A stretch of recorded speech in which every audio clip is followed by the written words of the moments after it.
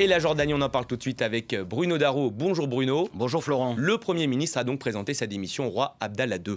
Oui, ça s'est tombé donc il y a une demi-heure. Il faut dire que le royaume hachémite connaît une véritable crise sociale, mais aussi donc une crise politique depuis quelques jours. Une crise sociale sans précédent, effectivement, depuis 5 ans. Donc face à ce mécontentement, le roi Abdallah II a donc décidé de convoquer son Premier ministre, Hani Moulki, qui est pourtant au pouvoir depuis 2 ans. Et à l'issue de l'entrevue, le roi a donc annoncé la démission de son Premier ministre. Il faut dire que ce dernier, malgré les manifestations très importantes de ces derniers jours, était resté droit dans ses bottes et ne voulait pas modifier le programme économique et fiscal du gouvernement. Alors, le roi Abdallah II, lui, il est au pouvoir depuis 1999.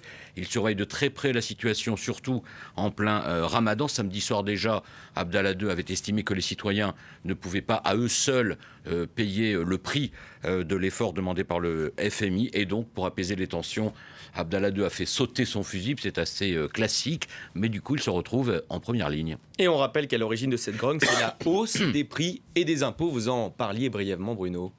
Oui, ce fort mécontentement social, en fait, il couve depuis le début de l'année. Il faut rappeler que le gouvernement jordanien a reçu un prêt important du Fonds monétaire international, le FMI, de plus de 700 millions de dollars, il y a presque 2 ans. Mais en échange, évidemment, il doit adapter son économie et notamment faire baisser sa dette publique, qui est très importante, 95%. Il doit la ramener en 2021 à 77%, d'où les hausses qui ont eu lieu depuis quelques mois. Il y a d'abord eu une hausse du prix de l'essence, de l'électricité, plus 30%. Et là, tout récemment, c'était le programme fiscal. Le gouvernement voulait augmenter et élargir l'impôt sur le revenu. Il faut savoir qu'actuellement, seuls 5% des Jordaniens payent cet impôt sur le revenu. Donc là, ça ne passe pas du tout. Plus une suppression des subventions sur le pain. Là, donc pour les plus pauvres, ça ne va pas du tout non plus. Plus de nouvelles hausses d'électricité, plus une hausse du prix des cigarettes. Voilà pourquoi, Florent, on était arrivé à cette situation qui devenait un peu explosive. On voit ces images de manifestations derrière vous. C'est un petit événement puisque ça fait 5 ans que la Jordanie n'avait pas connu cela.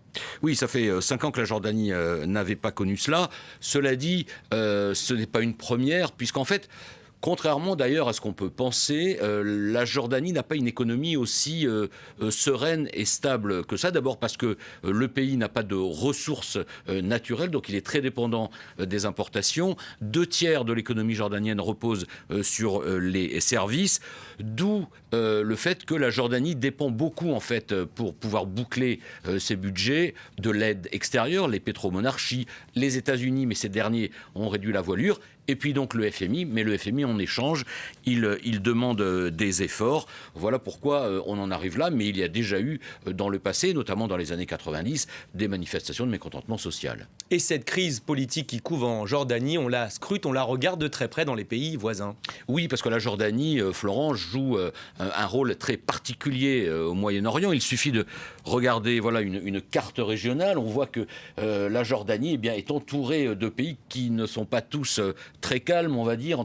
On peut dire ça comme ça. On peut dire ça comme ça, voilà. Entre la Cisjordanie à l'ouest, au nord la Syrie, au sud l'Arabie Saoudite, et là on ne le voit pas tout à fait, enfin c'est une frontière de près de 400 km avec l'Irak. Et donc l'économie jordanienne, en plus, elle subit le poids du coup de réfugiés palestiniens, 2 millions de réfugiés palestiniens qui sont allés en Jordanie et qui sont toujours évidemment sur une population totale de 11 millions, qui est d'ailleurs très majoritairement près de 20%, composée de Palestiniens, mais là c'est des réfugiés, plus de 2 millions qui sont depuis déjà beaucoup d'années, mais ça pèse. Et là, depuis 2011, on voit donc cette frontière, c'est depuis l'Irak que sont venus près d'1 million de réfugiés syriens. Et évidemment, ça a un poids énorme sur l'économie jordanienne. D'ailleurs, la Jordanie a lancé plusieurs fois des appels à l'aide parce que, évidemment, ça coûte très cher, surtout que nous sommes dans un pays où le taux de pauvreté dépasse les 20%. Donc, tout ça a fait qu'on est arrivé à cette situation sociale, politique très sérieuse. Un signe d'ailleurs dans ces manifestations, ce qui est rare en Jordanie, il n'y avait pas de panneau montrant le roi Abdallah. D'habitude, les manifestations, c'était contre le gouvernement, les ministres, le Premier ministre, mais il y avait des panneaux du roi. Là, pas de panneau du roi, donc là, Abdallah II s'est dit là, ça devient dangereuse. Donc visiblement, il a reçu le message, il a limogé son Premier ministre, mais pourra-t-il ensuite, parce que c'est ça maintenant la vraie question, adoucir le programme du FMI? Eh bien, à suivre dans les prochaines heures, à voir aussi qui il va nommer pour apaiser cette tension qui survient en plein Ramadan, Florent, il faut signaler, ce qui fait que la nuit, eh bien, tout ça s'anime très, très fortement et Abdallah II le sait très bien.